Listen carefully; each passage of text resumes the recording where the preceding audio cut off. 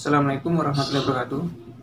Sebelum memulai pengajiannya, saya minta tolong ditonton sampai selesai agar tidak gagal paham dan semoga bermanfaat buat teman-teman semua. Dan saya doakan buat teman-teman semua diberi Allah kesehatan, dijauhkan dari malapetaka, dan diberi rezeki yang berkah dan melimpah. Amin amin ya rabbal alamin. Oke, selamat menyaksikan pengajiannya. Assalamualaikum warahmatullahi wabarakatuh. Kamu biasa heroik, biasa ngasih kiai kamu, ngasih hadiah kamu, biasa ngasih ibu kamu uang. Ternyata ibu kamu setelah kamu kasih uang, dikasihkan adik kamu atau kakak kamu yang nggak pernah kerja. Terus kamu marah-marah, ini tidak adil. Saya yang memberi nggak dikasih, ini yang nggak kerja dikasih terus. Loh, kamu biasa jadi pahlawan kok turun kelas menjadi apa? Pasien. Kamu milih jadi pahlawan apa pasien? Pahlawan. Jadi sebetulnya faham-faham ekstremis ini dari kegoblokan berpikir nubuwah sehingga tidak punya rasa ibadah. Lah ini yang menjadi orang-orang ekstrim. Jadi korban pertama ekstremitas itu bukan sahabat tapi Rasulullah Shallallahu Alaihi Wasallam, yaitu Nabi dibilangin oleh mereka, "I'dil ya Muhammad, kamu kalau bagi harus adil." Pikiran mereka kalau adil sama rata sama. Jadi kalau pakai pikiran itu, saya minum di sini itu haram, mau ndak ikut bikin kok minum. Enak tamu, teko-teko mangan, sing masak kangelan urung mangan. Itu jadi edan bareng. Itu sama seperti kasusnya Bahram Al-Majusi itu. Dia itu seorang raja kaya, punya anak cantik. Dipikir-pikir, anakku ayu dirabek nang liya rugi, sing gedhekno aku sing rumah aku dirabi wong liya. Maka dia berpikir mau dinikahi sendiri. Jadi pikiran-pikirannya Bahram itu seperti itu. Walhasil akhirnya Bahram itu menikahi anaknya sendiri. Masyhur itu dalam cerita. Jadi ceritanya itu ada seorang wali tidur di Masjid Haram sama Rasulullah, ditemuin gitu. Terus kata Rasulullah, "Salam saya untuk Bahram Al-Majusi."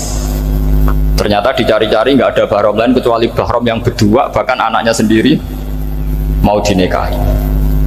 Ya cara berpikir karena seperti itu. Kalau kita berbuat banyak harus dapat. Itu bahaya sekali, karena kalau dalam teori beragama itu al-yadul ulya khairum minal yadis sufla. Kalau biasa ngasih ya ngasih saja, itu heroik, itu bagus. Jangan biasa ngasih sekarang bermental apa? Pas. Makanya saya itu kalau ngajar di pondok yang dulu pernah saya belajar di situ atau yang pernah sepuh itu, dikasih itu bingung. Karena saya ya masih waras itu, jadi kalau dikasih itu bingung. Tapi banyak juga guru-guru yang dulu ngaji lama setelah ngajar di pondok alma maternya nuntut, itu saya tidak tahu gitu. Itu sudah ada agak-agak kayak itu tadi. Walhasil si Bahram tadi itu, ini cerita harus saya teruskan karena nggak boleh diputus. Dapat salam dari Rasulullah, ternyata dibalik nakalnya dia itu pas mau bulan pertama, malam pertama itu ada seorang janda sepuh ke situ, ganggu dia tentu ya. Terus ketika dikejar pulang lagi sampai 3 kali. Dia tanya, "Kenapa Bu kamu begitu?" Katanya, "Saya ini anak-anak saya kelaparan. Kalau saya pulang anak-anak saya nangis minta makan. Saya ingin minta Anda. Tapi setelah saya ingat Anda ini majusi, saya mukmin, saya mukminah, saya pulang." "Ya sudah Bu, kamu di rumah saja. Nanti saya kirimi makan." Dikirimi sendiri, padahal dia seorang raja, orang kaya. Barokahnya itu dia dikasih tobat sama Allah, dan paginya ketemu tamu yang mengirimkan salam dari Rasulullah SAW. Akhirnya Bahram ini menjadi muslim. Tapi intinya berpikir seperti tadi itu salah, bahwa kalau saya berjasa banyak harus mendapat apa? Ini cara berpikir orang-orang Khawarij. Begitu juga era Sayyidina Umar, era Sayyidina Utsman, Ali, itu juga ngalami orang-orang yang ekstrim. Misalnya begini, saya contohkan korban-korban ekstrim yang real. Sayyidina Ali itu masyhur, dia punya musuh besar namanya Muawiyah. Karena permusuhan ini tidak bisa dihindari. Jadi kalau dalam fikih Islam ini, anak-anak saya ajari fikih, kalau orang mukmin membunuh orang mukmin itu hukumnya dosa besar apa kecil? Besar. Itu di bab kisos. Tapi orang fikih itu unik. Di fikih itu ada kitabus siyal namanya. Di takrib ada kitabus siyal. Dan di situ ada penjelasan mangkutila duna malih fahuwa syahid. Orang yang dibunuh karena membela hartanya atau keluarganya, itu dia mati syahid. Kalau dia posisi membunuh, maka malingnya atau penjahatnya muhaddarun damu, nggak punya hak untuk kisos karena dianggap nggak ada artinya darah. Nah sekarang begini, suatu saat ada garong ke rumah Anda, ingin membunuh Anda karena ingin mengambil harta Anda. Anda ingin ingat status mukminnya atau status garongnya. Terus kamu mau dibunuh diam aja, saya tidak mau membunuh orang apa? Mukmin atau membunuh orang muslim. Nah, kesulitan yang dialami Sayyidina Ali seperti itu. Orang-orang Khawarij cara berpikir enggak, Ali ku geblek. Wong mukmin kok pengen mateni mukmin. Muawiyah yo geblek pisan. Wong mukmin kok pengen mateni orang mukmin. Padahal suasana sudah kacau. Ketika seorang penjahat mau membunuh yang punya rumah dan yang punya rumah ingin membunuh penjahat, itu namanya mukmin bentrok sama orang mukmin.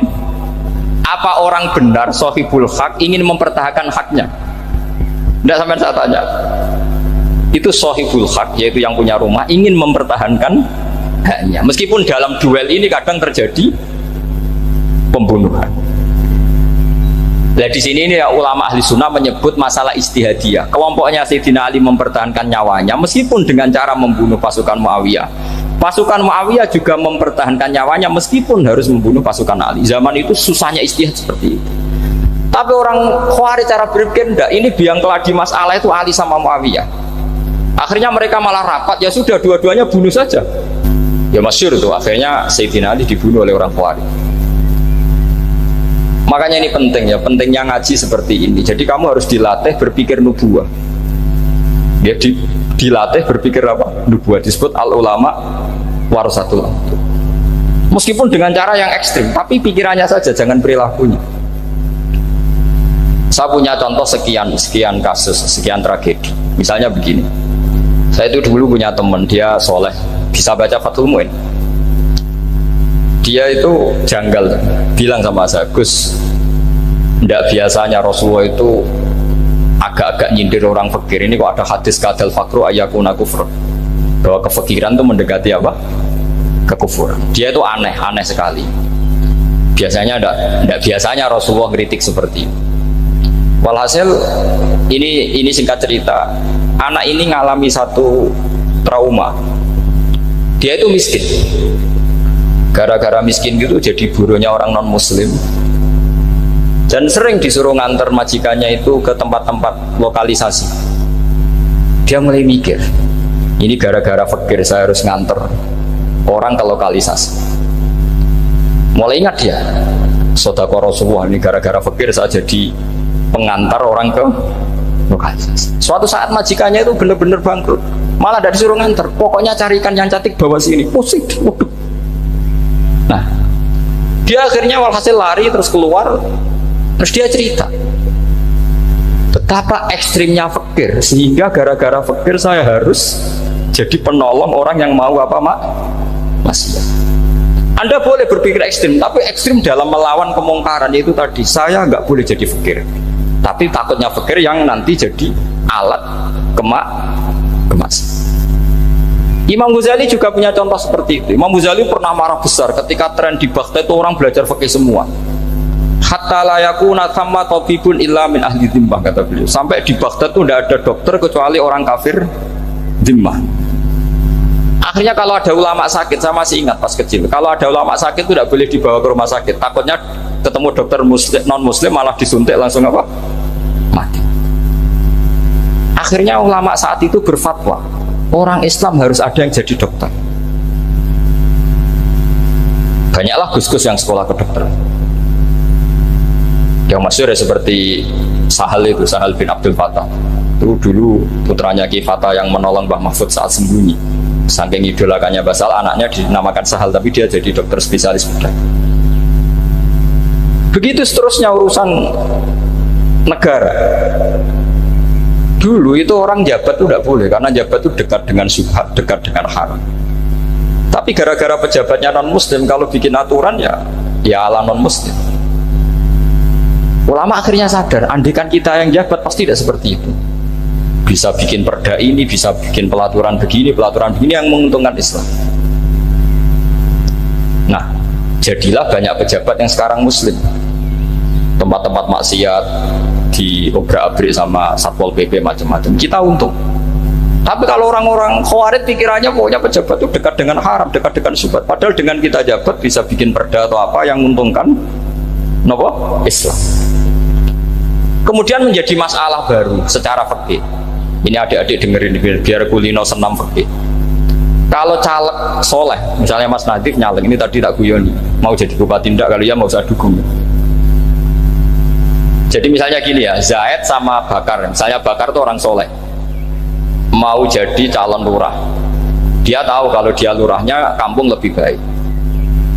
Kalau yang jadi ini Zaid, itu kampung itu rusak karena dia suka dugem, suka macam-macam. Kemudian Zaid ini pasti jadi karena beli suara. Misalnya per kepala itu dibeli 50.000. Bakar ini kalau nggak beli suara kalah. Padahal dengan kalahnya Bakar artinya kemenangan, kemungkaran. Itu zaman era Fathul Mu'in, muridnya Ibnu Hajar Al-Hitami. Ibnu Hajar muridnya Abu Zakaria Al-Ansori itu fatwa, yang soleh ini wajib beli suara, bukan boleh, wajib beli suara. Nah, tapi ini namanya tidak nyuap, perlu dicatat, ini namanya tidak nyuap. Jadi tidak bisa kamu kaitkan misalnya ar-rosi wal murtasi finnar, yang nyuap maupun yang menerima suap adalah sama-sama di neraka. Tidak bisa seperti itu, karena logikanya dibalik. Sekarang Bakar ini beli suara itu untuk membeli kebenaran, untuk mengawal kebenaran. Zaid beli suara untuk menopang kebatilan. Berarti namanya Bakar ini penyuap atau pembeli kebenaran? Pembeli kebenaran. Harus dibedakan. Nah, ini pentingnya ulama. Memang nyatanya seperti itu. Yang dikatakan nyuap, riswah itu adalah membayar uang li'ibtolil haqqi, untuk membatalkan kebenaran atau membenarkan kebatilan, itu namanya nyuap. Tapi kalau mengeluarkan uang untuk menghakkan barang hak dan membatalkan barang batil, itu namanya uang perjuangan. Nah, ini pentingnya mikir. Jadi ulama itu mulai dulu sudah kelihatan. Nah, sekarang sudah banyak orang-orang khusyuk yang biasa di masjid itu khusyuk. Kalau ditanya zaman akhir rusak kabeh, wong soleh-soleh wis nyuap. Kalau orang soleh ini tidak nyuap ya tidak jadi. Kalau nggak jadi mereka nggak ada yang jadi DPR, nggak ada partai Islam, habis malah Indonesia. Saya itu punya kenalan banyak pakar-pakar di Jakarta, itu cerita saya, Pak Baha. Indonesia itu solusinya gampang. Kita ini punya Bali, punya Batam. Itu kalau Bali dimakaukan, Batam dikayakan Hollywood. Amerika kaya itu bukan karena hebat, pornografi dijual, tinju di Nevada itu dijual, di Las Vegas dijual, apa saja dijual. Oh, tidak kaya itu gimana? Sementara Indonesia mau aur-auran gitu, sukan partai Islam. Sebenarnya Indonesia gampang, kalau ingin kaya Bali itu dikayakan Hollywood atau dikalahkan Makau jadi kota judi, Batam dijadikan kaya Las Vegas. Itu transaksinya pasti triliunan. Orang kamane wong muda dijual, judi dijual, orang tinju dijual. Tapi gara-gara ada partai Islam, nyari rumus solusi ekonomi itu yang tidak seperti itu, akhirnya kangelan, ya, akhirnya rapati suka.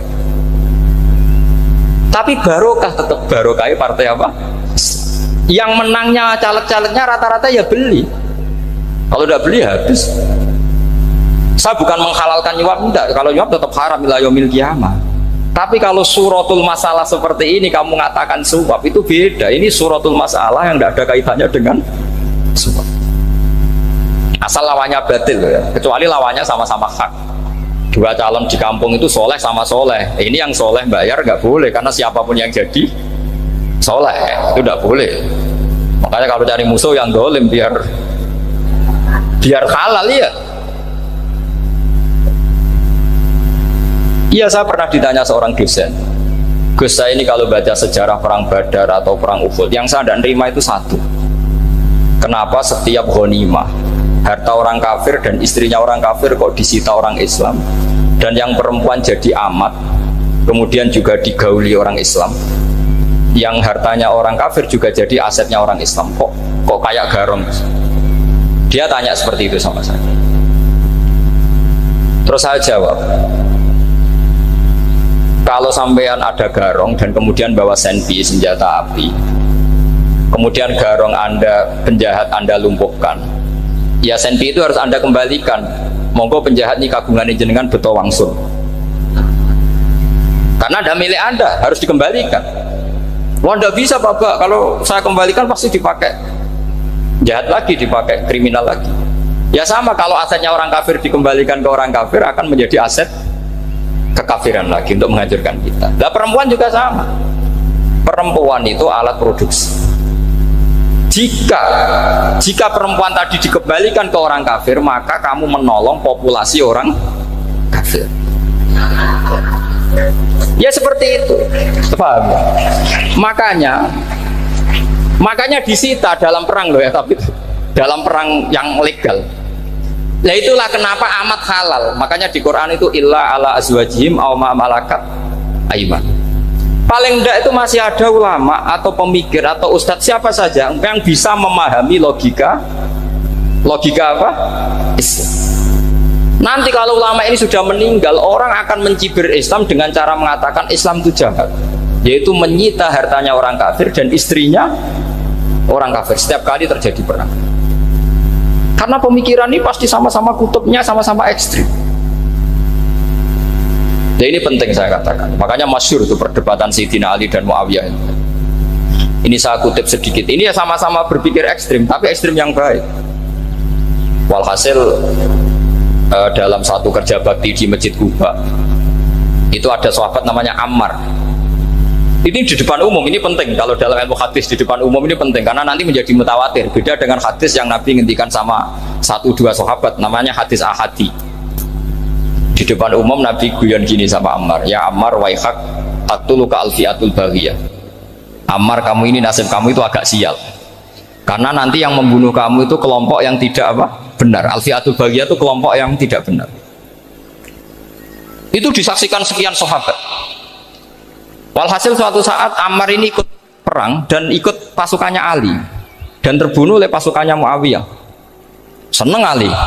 Walhasil Ammar ditemuin sama Ali. Ya Muawiyah, al-ana dhuhara bi anna fi'ati haqqun wa fi'ataka baghiyah. Sekarang kelihatan siapa yang benar. Saya yang benar, kamu yang salah. Kenapa? Karena Ammar kelompokku dan terbunuh oleh kelompok kamu.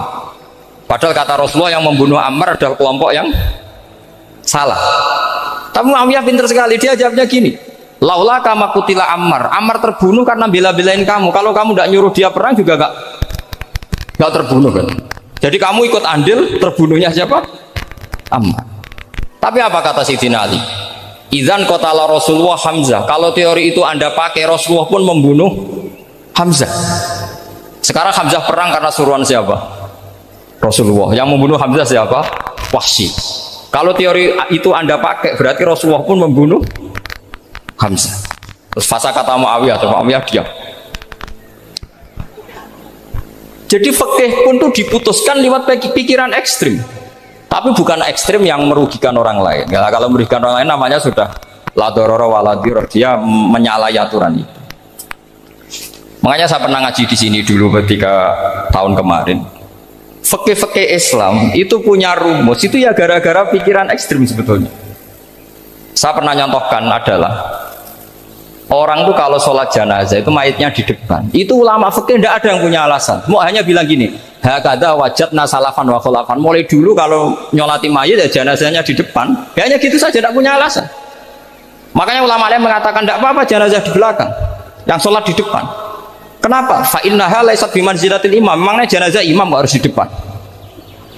Itu ya tidak ada yang bisa bantah. Bagaimana mungkin harus di depan? Oh, enggak, imam kok harus. Yang harus di depan itu imam. Jenazah itu imam apa enggak? Enggak. Terus alasan kedua, sholat ghaib. Kalau ada orang mati di Surabaya, Mas Nadib di sini, sholat ghaib boleh enggak? Boleh. Jenazahnya di depan apa belakang? Di belakang kan? Berarti harus enggak jenazah di depan? Ya dia mau ngakeh yang jelas kalau itu. Nah ini contoh-contoh kecil. Nah orang Khawarij itu orang yang paling tidak mau menerima otak-atik seperti itu. Akhirnya jadi goblok bareng tadi. Ya makanya Rasulullah pun jadi korbannya Khawarij. Muhammad, kamu harus adil. Karena pikiran mereka adil itu yang memberi banyak ya dapat banyak. Kalau pikiran nubuah tidak seperti itu. Kalau yang biasa memberi, biasa heroik, biasa baik ya biar tetap biasa memberi. Jangan dilatih jadi apa? Pasien. Ini mungkin adik-adik juga agak keberatan, tapi harus dilatih. Makanya saya itu jadi kiai itu ya mulai kecil anaknya kiai, putu kiai, saya itu ya mulang tuh senang. Saya tidak pernah terlintas dikasih santri atau dihormati ya enggak. Mungkin sampai mati agak terlintas. Ya pikiran saya sederhana. Biasa mulang pahlawan malah sekarang pasien itu malah kayak cemen, kayak turun kelas gitu. Jadi saya terus ya enggak kepikiran sama sekali. Loh kalau saya minta sama Allah karena itu atasan saya. Makanya ada ulama yang ekstrim gini, ini kisah nyata. Ada ulama alim datang ke seorang raja. Rajanya ini soleh padahal. Ternyata pas raja itu berdoa, ya Allah saya kasih ini. Padahal ulama tadi itu mau mengajukan proposal. Mau minta apa gitu. Terus dia pulang ketika ditanya, Pak Kiai kenapa pulang? Ternyata raja itu minta zat yang sama yang saya mintai. Kalau raja saja masih minta, ngapain saya minta raja? Saya akan minta zat yang dimintai raja. Terus pulang dia. Wah, itu ya pikiran ekstrim, tapi bagus ekstrimnya. Saya akan minta zat yang dimintai raja. Kalau sampean kan enggak, uteke saya les, sholat dinteni, tetap jalo. Oh, orang mikir seperti itu. Emang salah didik, salah itu tadi. Nah, ini harus dilatih. Masyhur itu ketika Nabi pas Fathu Makkah itu, orang-orang Ansor komentari Nabi gini, ketika Nabi sangat happy di Mekah, sangat enjoy di Mekah, kata orang-orang Ansor, amar rojul fa'adroka durok fatun fi ahli wa ulfatun fi asyiroti. Namanya orang pasti happy kalau di kampung halaman. Jangan-jangan Rasulullah itu nanti hidup di Mekah lagi, karena Mekah sudah dikuasai orang Islam. Beliau pasti kangen sama keluarga, sama Mekah. Tapi ya sama, ketika Rasulullah mulai mengasih-ngasih itu, orang-orang Quraisy dikasih banyak, orang Ansor juga pikirannya seperti itu. Baru orang Ansor dilatih pikiran nubuah, yaitu tadi. Mereka itu dapat kambing, dapat sapi, terus pulang. Kamu mendapat saya, milih mana? Milih Rasulullah Shallallahu Alaihi Wasallam. Sekarang kamu saya balik. Kamu punya kiai, kamu bisa memberi hadiah, memberi beliau. Suatu saat kiai Anda ini kaya raya, terus sering ngasih orang-orang yang nggak pernah berjasa. Kamu nggak pernah dikasih. Itu kalau pakai pikiran khawarij, kiai ini salah karena ngasih orang yang tidak berjasa. Tapi kalau kamu pakai pikiran nubuah, enggak. Alhamdulillah saya tetap istiqomah memberi kiai itu. Dan alhamdulillah nggak dibales. Semoga balasannya di akhirat. Ya sudah seperti itu. Kalau pakai pikiran gengsi tadi seperti itu. Masa biasa memberi sekarang posisi diberi, saya rak turun kelas. Jadi sebetulnya pikiran ekstrim itu boleh, tapi untuk yang seperti ini bukan ekstrim yang tadi. Makanya ini disebut al-hujjat. Al-hujjat itu satu logika yang bisa mematahkan asumsi awal. Nah, ini saya harap santri-santri matolek putra maupun putri berpikir seperti ini, sehingga sama. Jadi misalnya sekarang dibalik, kalau ada orang NTT yang masih non muslim, itu orang kafir yang harus dibunuh atau orang kafir yang harus didakwai. Mesti pikirannya itu, kalau Nabi itu ya semua yang didakwai Nabi dulu orang kafir. Nah, ketika Nabi di Mekah itu pertama ketemu orang kafir itu dibunuh atau didakwai? Didakwai. Ya berarti pilihan sekarang ya didakwai bukan dibunuh. Nah soal perang itu beda dengan membunuh. Ada janjinya, ada macam-macamnya, terus nggak ada solusi, itu baru ada apa? Perang. Jadi kalau sudah dibalik-balik gitu, makanya kata ulama-ulama, khawarij itu pasti salah. Pasti salahnya adalah kalau orang tidak benar ya dibenarkan, bukan dibunuh. Kalau setiap orang kafir dibunuh, Nabi kapan jadi nabinya? Karena orang kafir habis. Jadi metode bil hikmati ada, mau itu hasanah ada, karena orang kafirnya sudah apa? Mati. Terus pertanyaan kedua, kalau Nabi harus ekstrim ngapain? Yang ngawal Jibril, halnya Israel lebih efektif.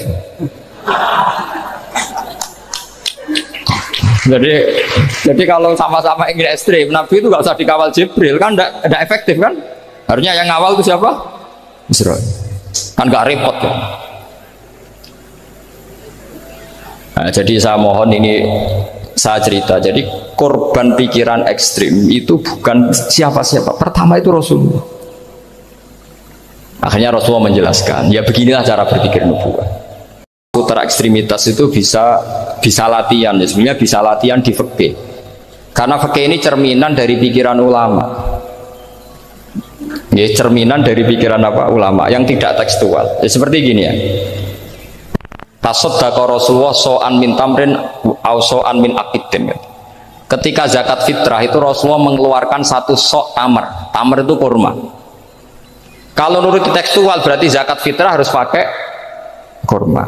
Tapi semua ulama sedunia mengatakan kuti ahlil balad. Hanya dalam konteks Indonesia ya pakai apa? Beras. Berarti kata tamar diganti kot, diganti apa? Kot. Jadi orang itu jangan diajak goblok bareng. Masa Nabi ngendikan tamar harus apa? Tamar. Makanya saya pernah debat. Pak Nabi itu cingkrang. Kenapa orang-orang itu rata-rata tidak cingkrang? Saya bilang Nabi itu hidupnya di Mekah. Kenapa Anda hidup di Indonesia? Iya, Nabi itu hidupnya di Mekah. Terus saya tanya lagi, Nabi itu hafal Quran, kamu udah hafal? Saya hafal Quran. Kalau cingkrang gampang, karek ngetok kata saya. Ya, kalau ada sunnah Rasul, Nabi hafal Quran enggak? Hafal kan? Berarti kalau ikut sunnah Rasul, hafal Quran. Jangan cingkrang tok, ya hafal apa? Ya sama poligami juga gitu yang tadi diceritakan Mas Natif itu. Nabi itu poligami setelah Khadijah meninggal. Apa mereka mau nunggu istri pertama meninggal? Kalau ingin persis loh, kalau ingin persis nunggu istri pertama meninggal. Ah, iya. Tidak mau juga kan? Ya biasa saja lah. Pokoknya yang dihalalkan syariat ya kita bilang halal, yang diharamkan kita bilang apa? Tidak usah sok suci sunnah Rasul. Saya punya banyak cerita. Abu Bakar itu dulu sering menghindari sunnah Rasul. Dulu Rasulullah itu kalau ada orang minta ya dikasih. Ketika era Abu Bakar bikin Baitul Mal. Ketika ditanya ini zaman Rasulullah tidak ada, kata Abu Bakar, huwa Rasulullah, beliau itu Rasulullah. Bahwa gak di manage ya negara tertib. Umar bikin pasukan itu diangkat negara. Kalau dulu zaman Nabi yang ikut perang bahaya, yang tidak perang namanya munafik. Era Umar tidak, militer itu ditunjuk, ya digaji pakai Diwanul Murtazikoh. Ketika ditanya kenapa tidak kayak Rasulullah, huwa Rasulullah, bahwa tidak tertib pun tetap negara stabil, karena ada karismanya. Jadi kadang-kadang dalam banyak hal itu kita malah tidak boleh persis Rasulullah karena kadang banyak khususnya. Yaitu contoh yang paling masyhur di fikih ya kayak Nabi itu nikah 9 itu khususnya. Dalam strategi juga sama. Dalam strategi memanage negara juga sama. Banyak sahabat yang punya ide yang zaman Nabi itu tidak ada. Ketika ditanya kenapa tidak persis Nabi, katanya huwa Rasulullah. Ya Rasulullah itu meskipun seperti itu, meskipun tidak tertib secara rasional, tetap dikawal wahyu. Makanya negara baik-baik saja. Kalau saya ini hanya Abu Bakar, kalau tidak ya repot. Umar ya sama, bikin Diwanul Murtazikoh. Utsman juga sama, di manage negara. Sayyidina Ali juga di manage. Kalau Nabi tidak, tapi tidak apa-apa karena ada karisma. Sama tak cerita nih masalah zakat yang masyhur. Orang paling bakhil sekalipun, paling kikir sekalipun itu zaman Rasulullah bayar zakat. Karena pikirannya setelah zakat dikasihkan Rasulullah mendoakan. Khudh min amwalihim shadaqatan tutahhiruhum wa tuzakkihim biha wa sholli alaihim inna sholataka sakanul lahum. Era Abu Bakar enggak. Sorry ya Abu Bakrin, dulu kita zakat sama Rasulullah karena didoakan beliau. Kamu hanya Abu Bakar, saya tidak mau zakat. Ya sama lah seperti orang dipimpin ulama-ulama karismatik. Orang dipimpin Badola itu tidak usah metai, santri sudah nurut. Dipimpin Usman Nazif, gak bikin pelaturan, habis pondok. Kalau tidak ngancam, gak gini, ditakzir, gak gini, habis. Zaman Badola ada hemtok santri wedi. Mas Nazif deh hemtok nggak ada. Nah, makanya Rasulullah itu tidak banyak bikin pelaturan. Rasulullah itu kalau mau perang itu hanya bilang sahabat, saya besok ditantang Abu Sufyan di sini. Saya mau perang. Oh itu sahabat ikut semua. Orang melihat wajahnya, melihat karismanya sudah tertarik ingin menyelamatkan beliau. Kita tidak akan ridho Rasulullah keluar sendiri. Kalau Abu Bakar ya enggak. Pertama Abu Bakar pidato sudah sopan. Saya memimpin kamu. Ini qatwul litu walastu bi khairikum. Saya ini memimpin kamu, tapi bukan berarti saya yang terbaik. Jika saya benar maka dukunglah. Kalau salah ingatkan. Itu pertama orang-orang bilang apa? Fawwah la uqiman naka bisayf. Nanti kalau Anda salah tak ingatkan pakai pedang. Ya karena hanya Abu Bakar bukan Rasul. Jika diaturlah ini ada militer, ada pengawal, ada Baitul Mal. Era Umar lebih modern lagi, ada Diwanul Murtazikoh, ada macam-macam. Ya Rasulullah nggak ada. Nah sekarang orang sidik-sidik muni sunnah Rasul, padahal ada sunnah Rasul yang khasnya Rasulullah sebagai nubuwah. Ya, khasnya Rasulullah sebagai apa? Nubuwah. Coba Nabi itu istrinya 9, semuanya cerita tentang tahajudnya Nabi, witirnya Nabi. Apa kira-kira Mas Nadif kalau punya istri 4 ceritanya tentang tahajudnya Mas Nadif? Tentang perkasaan. Kan enggak. Nah, jadi saya mohon, sebetulnya pikiran-pikiran ekstrim itu karena enggak mau belajar. Enggak mau belajar. Kalau mau belajar itu kata Imam Ghazali itu dalam kitab Imla, Al-Imla fi Iskalatil Ikhya itu. Fal ma'ani awsa'u minal ibarat. Yang namanya ma'ani itu awsa'u apa? Minal ibarat. Jadi yang fal ma'ani awsa'u minal ibarat. Jadi yang namanya makna itu lebih luas minal apa? Ibarat. Nah, ini contoh yang paling nyata ya Sayyidina Ali. Ketika Sayyidina Ali perang sama Muawiyah, itu Sayyidina Ali bilang sebaiknya Muawiyah kirim delegasi mediator. Saya juga kirim mediator. Terus orang-orang Khawarij karena tadi tekstual. Mahada ya Ali. Ini apa ya Ali? Lam yujad fi kitabillah. Aturan mediator itu tidak ada di Quran. Bahwa kalau kita perang harus ada mediator itu tidak ada. Terus Sayyidina Ali baca ayat wa in khiftum shiqaqa bainihima fab'atsu hakaman min ahli wa hakaman min ahliya. Jika lelaki dan perempuan suami istri terjadi shiqaq, terjadi konflik, maka suami kirim satu mediator, yang pihak perempuan juga kirim mediator. Terus Sayyidina Ali ngendikan wa amru Muhammad a'dhamu min amri rajulin wa imra'atin. Urusan umat Muhammad lebih serius ketimbang urusan hanya sekedar suami dan istri. Maka kita butuh hakam, butuh mediator. Baru 4.000 orang Khawarij tobat mengikuti pikirannya Sayyidina Ali yang tidak tekstual. Sama seperti zaman Rasulullah. Ketika Rasulullah mau perang Badar, saya ini mau perang Badar kata Rasulullah. Musuh saya itu 1.000 lebih. Kalian hanya 313. Apa kita teruskan? Itu sahabat langsung bilang gini, saya itu hafal teksnya. Idzan lanaqulu laka kama qalat banu Israil fathab anta wa rabbuka faqatila inna hahuna qa'idun walakin idhab anta faqatila inna ma'akum muqatilun. Ini kelihatan sekali bahwa para sahabat sudah ada tekstual. Orang-orang Bani Israel ketika melihat Musa katanya sakti dan orang dekat Allah, itu cara berpikir orang Bani Israel gini. Walhasil ada perintah supaya Musa itu merangi kaum Jabarin. Orang Jabarin ini gagah-gagah, pikirannya orang Bani Israel. Musa kami itu sakti dekat Allah, ya sudahlah sama Allah saja sana, tak tunggu di rumah kabarnya. Itu kan sama dengan santri semedit roh ya ini suga, uski aku suga, serasa tak pikirkan seperti itu. Ya sama seperti itu. Nabi itu kekasih Allah, mesti perang menang, serasa tak ewangi mesti menangis. Fadhab anta wa rabbuka faqatila inna hahuna qa'idun. Ya sudah kamu berangkat saja sama Tuhan, tak tunggu di rumah. Tapi apa kata para sahabat Ansor ketika Nabi minta supaya mereka dukung di perang Badar? Langsung bilang, "Idzan la naqulu laka kama qalat Banu Israil." Kita tidak akan bermental kayak Bani Israil. Ini tekstual pada enggak. Mereka punya mafhum, punya pikiran. Cara Mas Nadif punya kreatif. Bahwa ini mental yang bejat, kita tidak akan meniru seperti itu. Itu sahabat. Jadi dulu sahabat itu makna di Quran juga ada tekstual. Jadi bisa memahami. Nah sekarang orang memaksa semuanya harus tekstual. Ya meskipun tadi jangan terlalu liar terus menjadi liberal. Ngaji ilmu sama ulama dulu itu paham ora iso, mau dites.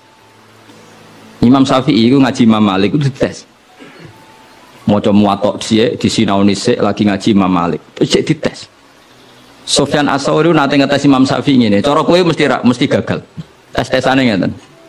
Ada Sufyan Ats-Tsauri, ada Sufyan bin Uyainah. Ini ulama-ulama seniornya Imam Syafi'i. Ya Syafi'i nanya lo ya jangkar karena lebih senior. Ma maknal hadis la tuharrikut toiro atau atiron la tuharriku at-toiro min wakanatiha. Sebagian riwayat min makin natiha. Manuk itu aja mbok obahno sangka kurungane. Ya manuk itu jangan gerakkan. Jadi sangkar burung itu jangan kamu gerakkan saat ada burungnya. Tapi posisi pintu terbuka. Karena Imam Syafi'i itu orang alim. Dites, oh maknanya begini. Orang Arab itu kalau mau pergi itu tayamun maupun tasyaum. Jadi kalau burung di obano kurungannya kok terbang ke kanan, maka perginya mubarak baik. Tapi kalau digerakkan burungnya terbang ke kiri, maka pergi ini buruk. Nabi melarang itu. Nabi melarang umat Islam punya penyakit tatoyur. Tatoyur itu apa? Menggantungkan nasib dengan toirun burung. Makanya di surat Yasin apa? Innama toirukum ma'akum. Jadi apa? Paham lagi ya? Jadi orang Arab itu apa? Corong Jawa itu apa? Adu nasib, mengundi nasib. Kalau orang Arab pakainya apa? Buru. Nah, Jawa kan cecek. Misalnya cecek ceblok. Wah, alamat elek ra sida lunga. Padahal sing mesti kan ceceke hati-hati, iku sing mesti nganti. Tapi wong Jawa nafsire kan cecek ceblok, iku berarti celaka ya. Sing celaka ceceke ta wong sing ngape lunga. Tapi orang Jawa ora ya. Ngape lunga ana cecek ceblok gak gitu jare alamat apes. Padahal cecek tiba sing mesti kan siji gak hati-hati. Nomor loro iso wae dene latihan jumping. Ane latihan uji apa? Uji nyali. Nah itu Imam Syafi'i itu paham betul. Adatul Arab itu kalau mau pergi itu menggerakkan sangkar burung yang ada burungnya. Kemudian kalau terbang kanan alamat baik, kalau kiri alamat buruk. Lah Rasulullah itu melarang itu. Makanya terus ngendikan la tuharrikut tayra min makin nadiha. Akhirnya terus kata Sufyan bin Uyainah, ya Aba Abdillah, qad analaka antuftiya, kamu sekarang berhak fatwa karena sudah alim. Terus sing ditakoki kowe, aja geman ya manuk mbok obah-obahno. Kurang pegawaian tas putih. Karena uteknya wis ora sambung. Lah ya aja geman manuk ning kurungan mbok obah-obahno. Mesti jawab sampean, kurang pegawaian tapi kok manuk apa? Tapi Imam Syafi'i tahu betul maknanya adalah apa? Rasulullah tidak ingin orang menggantungkan nasib dengan pergerakan burung. Dan itu adatnya orang Arab dulu-dulu. Makanya no inna tatoyarna. Jadi tatoyur itu maknanya apa? Menggantungkan nasib dengan melihat arah terbangnya apa? Burung. Mulane diarani toir. Toir itu dari kata toirun, apa? Burung yang terbang. Terus nang. Jadi kalau sampean tanya kenapa ini dipelajari Khadori, Safari, Laili, Nahari, Saifi, Sitai dengan otoritas seperti itu, maka kemungkinan ulama salah itu kecil karena jadi misalnya gini, Rasulullah itu suka dahar daging, ya sudah kita tafsirkan hanya ada momen di mana Rasulullah itu suka dahar daging. Rasulullah itu sering lapar, ya maksudnya ada momen yang Nabi itu milih lapar. Rasulullah itu suka dahar, ya ada momen yang Nabi itu suka dahar. Tanpa itu nanti makna hadis itu kacau semua.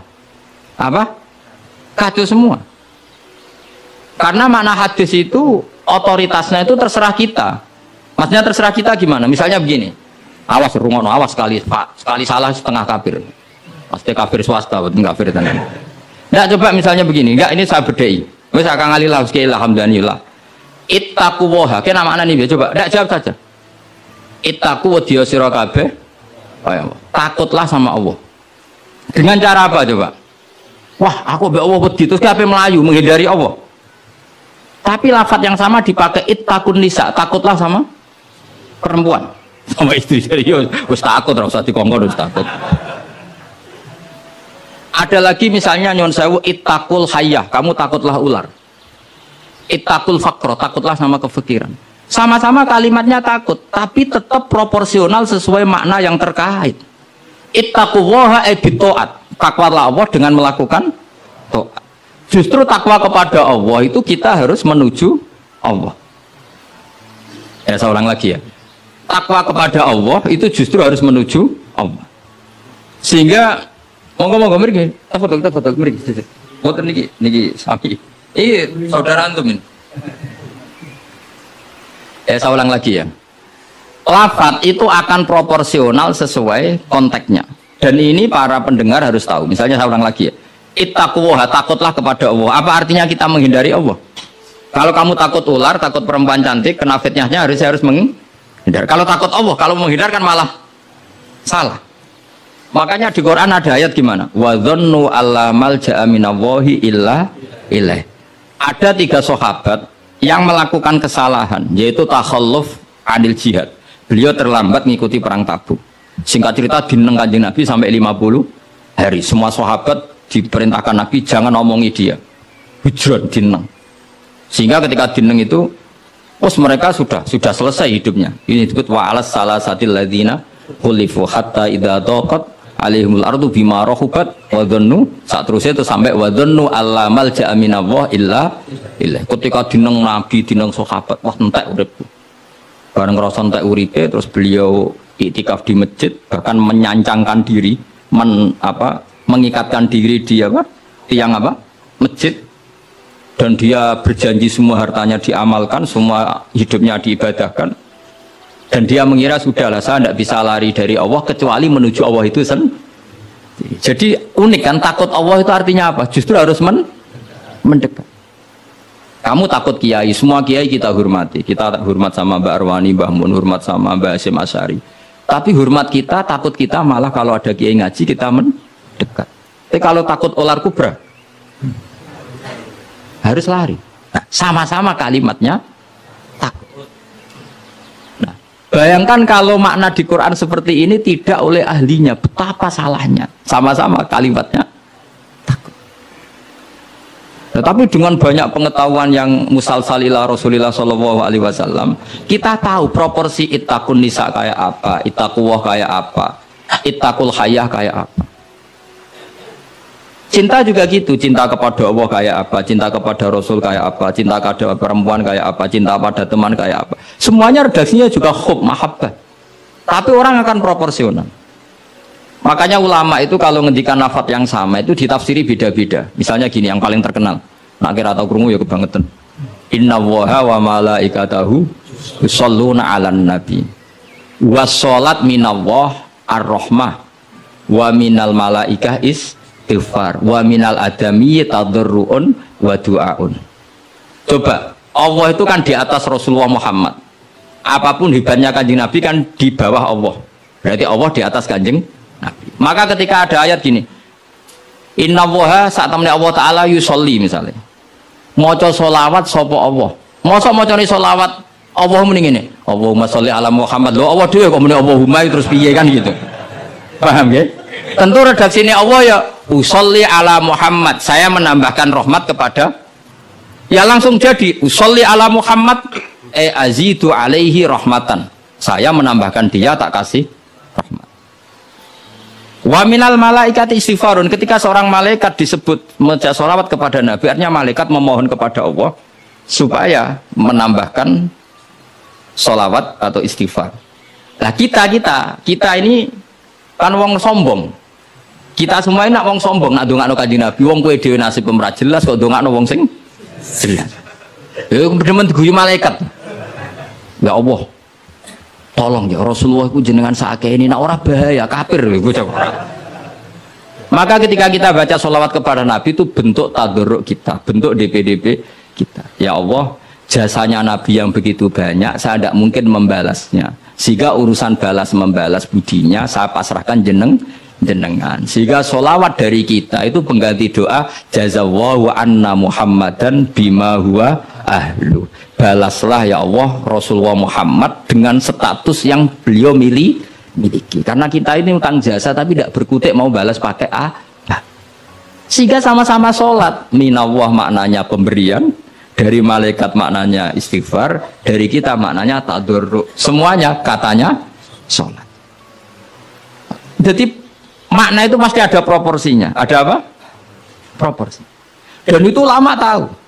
Jika kemungkinan salah itu kecil karena dari awal dianalisis tadi ada ayat Khadoriyah, Safariyah, Lailiyah, Nahariyah. Sehingga detail.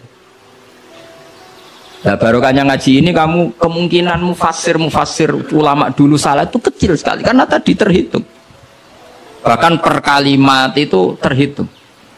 Sampai ada guyonan ulama, kalau kamu ingin tes doktor tafsir, itu ada satu kata, sak kalimat, orang sak kalam, sak kalimat yang diturunkan Quran. Itu ketika ada ayat wa kulu washrabu hatta yatabayyana lakumul khaytul abyadu minal khaytil aswad. Dhisik waqaf. Minal aswad itu waqaf. Jika sahabat itu kalau bulan Ramadan, kalau malam-malam dulu kan tidak ada listrik. Itu di pintunya Kang Ali, di pintunya itu dikasih benang hitam sama benang merah. Jadi agar jimak bojone didelok. Orang ketok aja oleh berarti kan gitu. Oh, orang ketok aja oleh. Mangan ya gitu, mangan tengan mangan nginceng neh. Oh, orang ketok berarti. Karena ukuran menjadi gak boleh makan minum itu apa? Sehingga benang hitam terbedakan dari benang putih dalam pandangan mata. Ya begitu terus. Ketika Rasulullah dilapuri itu, dilapuri wong salah paham mau udah masang apa? benang. Menurut santri sing nakal benangnya cilik benang ketok-ketok.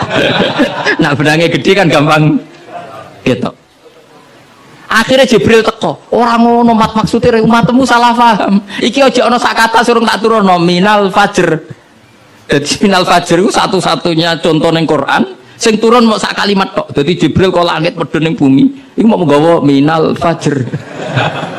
Ya sak akeh ae dong. Kok langit kok bumi mau nggawa minal fajr.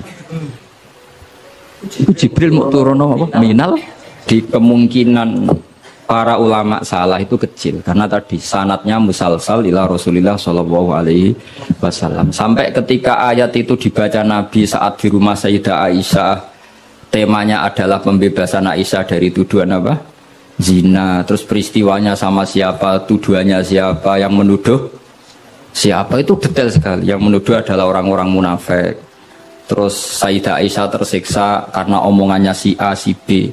Ini detail sekali. Nah barokahnya detail itu kemungkinan salah itu kecil. Andai kan itu tidak detail, maka orang akan menafsirkan ayat dengan maknal am, dengan lafadz am, dan itu bahaya. Misalnya lafadz am gini, innal insana lafi khusrin, semua manusia pasti getun. Mosok Rasulullah masuk lafadz innal insana, masa para nabi, para wali masuk innal. Tapi kalau kamu tahu bahasa Arab kan alil ahdi, al itu untuk makna takrif orang tertentu yang kelakuannya tertentu itu lafi khusri, sehingga proporsional apa makanya ketika ada ayat misalnya gini wa anni faddaltukum alal alamin, Bani Israel didawi pangeran saya memuliakan kamu di atas seluruh penduduk dunia. Semua mufassir mengatakan karena umatnya Rasulullah adalah umat terbaik, kuntum khaira ummatin. Tapi kenapa Bani Israel dikhitopi wa anni faddaltukum? Oh begini, ala alami zamanihim apa? Ala alami zamanihim. Bani Israel adalah penduduk terbaik di eranya atau di masanya. Kenapa begitu? Karena ada al. Apa? Ada? Seperti begini ya. Mbak Arwani itu yang terbaik di eranya. Tentu beliau kan nggak akan merasa lebih baik ketimbang Mbak Munawir karena gurunya. Mbah Mun terbaik di eranya tentu dibanding kita-kita. Kalau dibanding Mbah Zubair, sama Said Abdul Al-Haddad terbaik. Tapi kan nggak mungkin beliau kerja dibandingkan sama Faqih Muqaddam, sama Habib Ahmad bin Isa Al-Muhajir. Semua ini orang-orang terbaik tentu kita tafsiri di eranya. Karena mesti beliau-beliau punya senior. Paham ya, jelas ya? Sama lah. Ketika wa anni faddaltukum alal alamin, Bani Israel dikhitopi gitu, alami zamanihim, bahwa Bani Israel lebih utama hanya dibanding apa? Orang di eranya. Tidak mungkin mengalahkan umat Rasulullah Shallallahu Alaihi Wasallam karena umatnya Nabi kena status kuntum khaira ummati. Ya jelas ya. Jadi, nah, siapa yang tahu proporsional ini? Lagi-lagi ulama. Jadi ini penting, ulama ini penting. Sama ketika Rasulullah itu nyuwun sewu ya mau berteman orang-orang kafir. Itu ulama yang tahu. Bertemannya apa? Karena Rasulullah tidak punya hadzun nafsi, bertemannya adalah tatmi anil Islam supaya menyenangkan mereka masuk Islam. Tolaban li imanihim wa toma'an li imanihim. Tidak sing akrab sampean, oh paling untuk servis sih. Gak butuh Islami, butuh duit. Kan nanti terserah. Sama-sama zahir itu mau berteman, tapi kan beda orang soleh sama ndak. Aku bolak-balik nyontono gampang kasus wong itu. Ana wong soleh ngekeki dhuwit rondo ayu. Wis pikirane nulung. Enak wong dolim ngekeki dhuwit mesti pesen, mbok pesen apa ora. Jadi sama, perilakunya sama-sama memberi. Tapi orang soleh sama orang fasik selalu beda. Makanya Allah nak ngendikan itu sederhana dan ini sangat sederhana tapi sangat dalam. Qul hal yastawil ladzina ya'lamuna wal ladzina la ya'lamun. Afaman kana mu'minan kaman kana fasiko. Sama. Ya coba kiai sama orang fasik ya ramah ya lomo. Enak menawa gelem dadi apik. Antar wong fasik ya sayang ya lomo ben kena dadi anak buah ben gelem ngedaro narkoba. Lomane padha pemberiannya sama.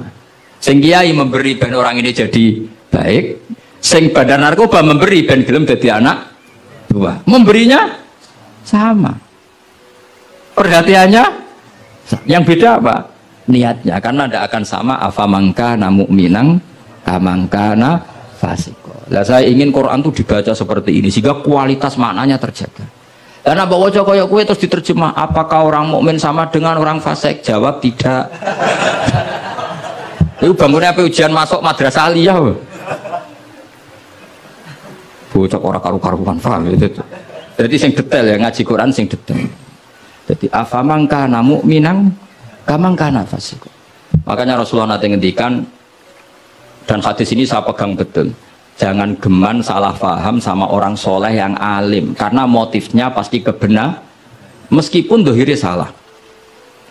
Terus Nabi ceritakan habrun min ahbari Bani Israel, dulu itu ada orang alim dari Bani Israel, itu orang soleh sekali, alim sekali, tapi ketika beliau sodakoh itu dikasihkan sama maling. Fatahat dasan nas, orang geger, orang alim maksud aku ambek maling, nggak mana? Kang Ali santri radikai malah maling. Kontroversi belum selesai, hari kedua jika lonte, jika wong nakal, geger mana? Ini orang alim kok malah ngamaling lonte, geger. Geger belum selesai hari ketiga, jika wong sugih. Jadi 3 hari itu keliru terus. Tapi beliau orang alim, orang ini dipuji Nabi, kata beliau begini, wong nganti dadi lonte, wak kepen golek duit. Jadi wingi ku tak kei, dok, kowe Pak dadi londe golek duit iki tak kei tapi ora usah dadi londe. Fala Allah antas taifa, saya memberi itu supaya dia enggak jadi nakal. Beda enggak ambek wong fasik sing ngekei duit. Ayo beda ta ora? Terus yo pesantren. Terus copet itu dikasih, ditanya. Kenapa kamu ngasih copet? Lah ya copet nganti nyopet golek duit, cung serausan nyopet ya dino iki tak kei. Biasanya sedino untuk piro cung misalnya. Ya 500.000 wis kei 500.000 ora usah nyopet. Artinya apa? Sama-sama bentuknya itu ngasih, tapi motivasinya B. Sing paling sinis terakhir, wong sugih dikai. Wong sugih ya bingung, "Mbah ya iku lho sugih mbok kei duit." Lah nganti kowe medhit, iku ora saking senenge duit tak tambahi. Akhirnya isen sugih. Makanya masyhur itu. Jadi artinya gini loh, wong alim ora iso dipadakno wong. Makanya ketika Rasulullah SAW berteman dengan Nasara Najron, sampai Nasara Najron sowan ke Nabi konsultasi tentang agama. Terus bagian riwayat Nabi menghormati mereka. Itu beda dengan kita. Kita seperti itu nggak boleh niru-niru amat karena konteksnya beda. Kekuatan kita, iman kita dengan Nabi itu beda. Tapi tetap ini menjadi hukum. Siapapun boleh menganalisis sesuai pahamnya masing-masing. Tapi tetap beda. Saya ulang lagi, tetap beda. Karena tadi, misalnya ada orang alim, soleh, terus senengannya mulang rodo-rodo ayu. Ya kita harus husnudon. Paling banter, songko bodoh jadi pinter. Songko nakal jadi solihah. Songko kedonyan jadi eling akhirat. Ya, motif utamanya seperti itu. Senajan kok akhirnya kecoba hamdari itu sono diwayo, ya tetap halal kan diwayo. Tapi kan motivasi utamanya itu bahwa para janda ini harus lebih baik. Makanya nenggone tiba nih manakib, nenggone tiba berjanji wayamsi ma'al armalati, di antara sifatnya Nabi itu mau mengajarkan beberapa janda. Karena mereka kasihan. Tapi nak simulang sampeyan, simulang hamdani, sing husnudzon ku sapa? Husnudzon kebodohan. Karena terus eling deh, sing ayu iki, sing elek iki. Jadi orang penting, iku paham tau ora, penting dia aftar apal apa? Itu kan ngeri betul. Maka ini penting saya utarakan. Jadi apa nak ngedikan itu sebenarnya sederhana, tapi maknanya jauh. Afamangkana mu'minang kamangkana fasiko. Saya itu merasakan, saya kemarin 7 hari di Korea. Itu 2006 banyak santri Korea ngaji saya yang pas perainan. Kenapa saya yang diundang? Sebenarnya saya itu nggak diundang. Mereka minta saya ngaji. Beberapa kali sudah ngaji di Indonesia, terus mereka minta sekali-kali gus ngaji di Korea. Aku ya bilang gini. Tapi waktunya terserah aku. Ngatur kiai dosa. Ya gus, pokoknya terserah jenengan. Mereka mintanya 1 bulan di Ramadan. Bangunnya pondokku bukan tutup. Kiai sewa kira. 1 bulan Ramadan bisa. Akhirnya saya minta seminggu saja. Uniknya apa setelah saya di Korea?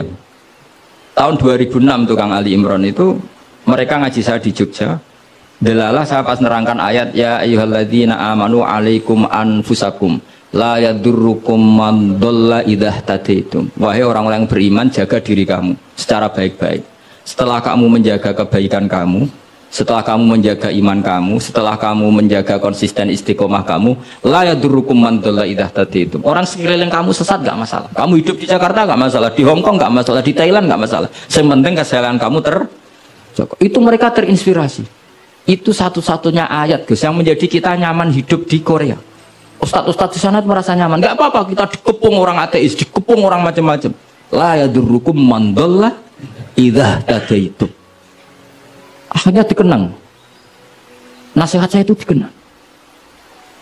Akhirnya mereka sepakat ngundang saya semua guru-guru terus tak ijazah itu. Ya sudah, Korea itu bumi ateis. Bumi di sini tuh nangis semua karena lama nggak dipakai sujud. Padahal lakal hamdu mil'us samawati wa mil'ul ardi, bahwa memuji Allah itu harus memenuhi langit dan memenuhi bumi. Nanti kalau orang Korea nggak ada orang Indonesia, bumi ada sing lodang. Jadi didelok malaikat kok dhuwur, ini kok lodang karena nggak ada yang sujud. Tapi baru kayak dikepung TKI 49.000 dan itu separuh lebih sholat. Sholatnya keren di sana, kadang yang Thailand, kadang yang gini. Karena kalau pas kerja itu waktu sholat disamakan waktu jeda 5 menit ke kamar mandi. Jadi rata-rata sholatnya itu pas di kamar mandi. Lucunya kalau mereka sedang baik nawani gini, apa tak belikan patung juga? Karena pernah ada orang TKI di sholat itu dincengin ngisor dulu. Mereka aneh, ada sembahyang kok tanpa patung. Karena tahunya mereka ya namanya sembahyang pakai patung. Jadi betapa mereka nggak kenal sekali sama Islam. Dan itu pertama kenal barokahnya orang-orang Indonesia. 49.000. Nah sekarang udah bikin masjid, doa apa, terus ada yang ngontrak masjid. Jadi masjid itu unik. Kadang lantai 1 gereja, lantai 2 bar, lantai 3 masjid. Jadi saya pernah ngaji beb itu mau ke masjid ngelewati gereja dulu. Jadi masjid gambarnya salib. Karena yang di bawah itu gereja. Lewat situ. Lantai 2 bar. Bar itu lantai 3 masjid. Kadang balikannya masjid dulu bar. Jadi ya nguji iman betul. Teman saya ada yang cerita, saya pernah Gus mau ke masjid, lantai 2 bar sudah masuk setengah. Ke masjid apa di sini aja ya?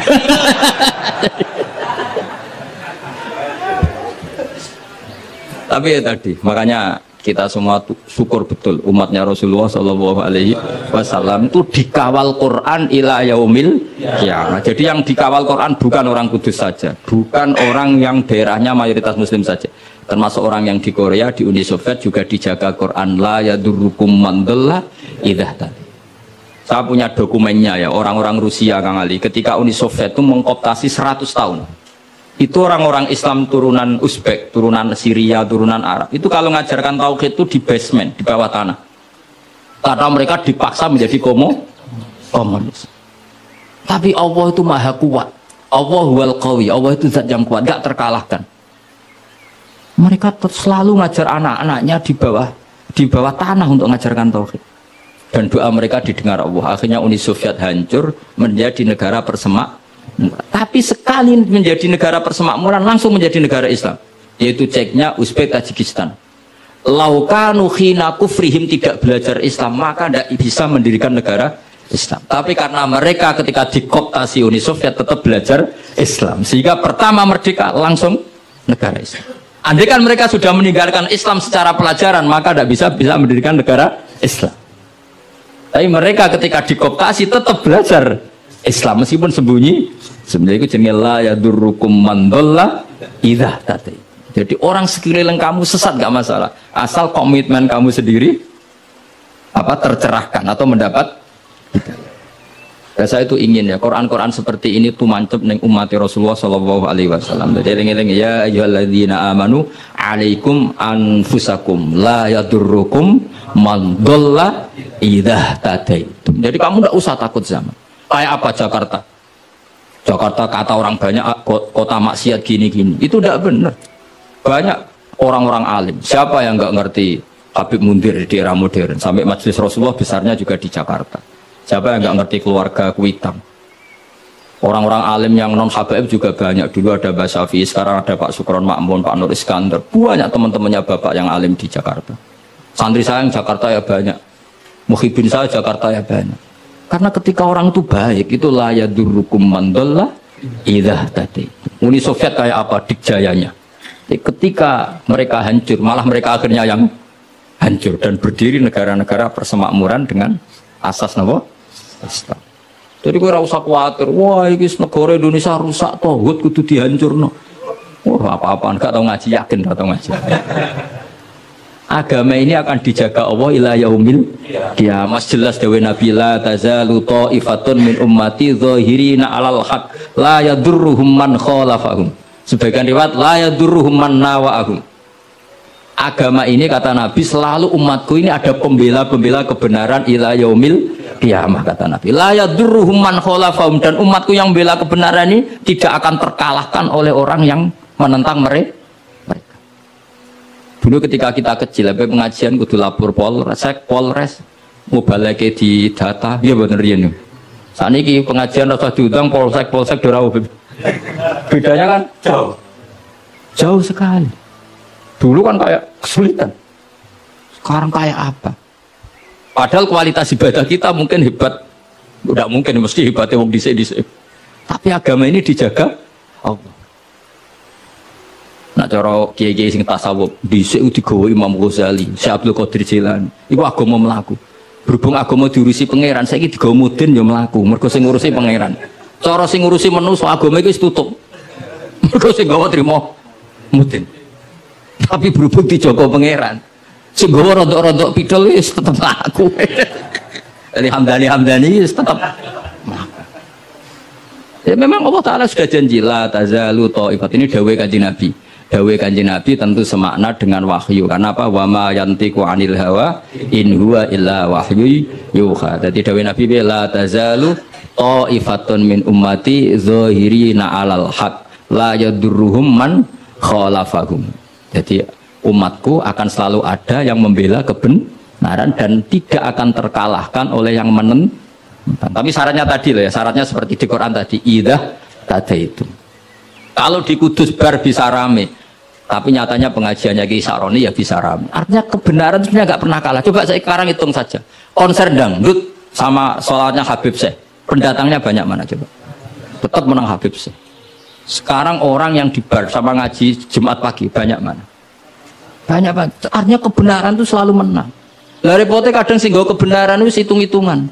Tak rewang ini untuk opo, itu mulai masalah. Kalau yang bawa saja sudah ada ikhlas itu mulai.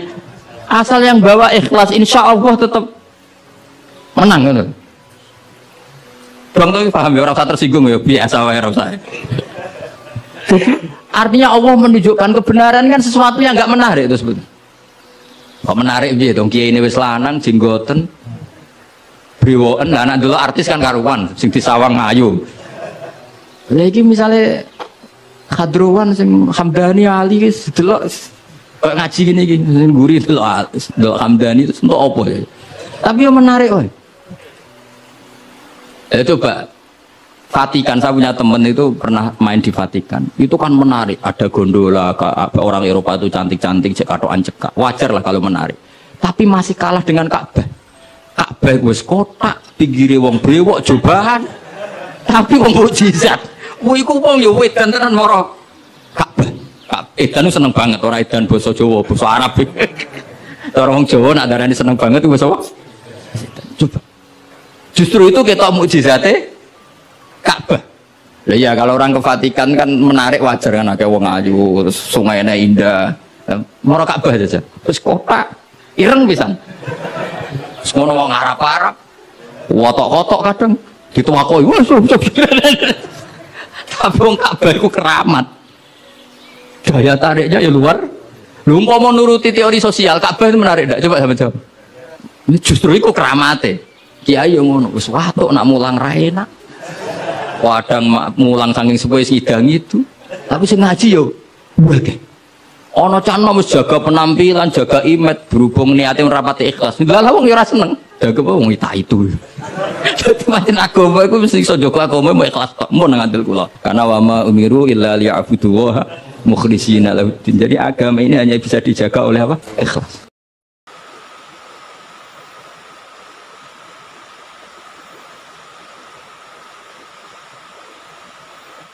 Oke, terima kasih sudah menonton pengajian kali ini. Semoga bermanfaat. Jangan lupa share ke teman-teman atau kerabat terdekat. Dan sampai jumpa di video selanjutnya. Assalamualaikum warahmatullahi wabarakatuh.